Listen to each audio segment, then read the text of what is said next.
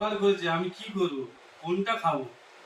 একটা শালার বাড়ি এত জোগাড় হয়েছে, এখনো 3টে শালার বাড়ি বাকি, 4টে শালা। একটা শালার বাড়ি যদি এত জোগাড় হয়, তাহলে আরো 3টে বাকি আছে। তা কি করে খাবে এত?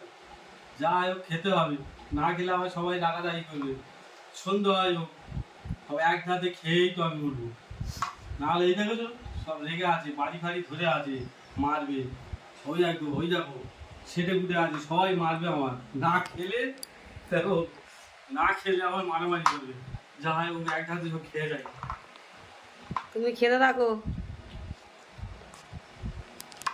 সব এক ধাতে খেয়ে যাও। আজকাল আমার পিসি আমাদের বাড়ি এসছে, আমার শাশুড়িরা এত কিছু রান্না জোগাড় করেছে। পিসিমশাই এখন ভেবে পারছে না যে কার বাড়ি কোনটা কি খাবে।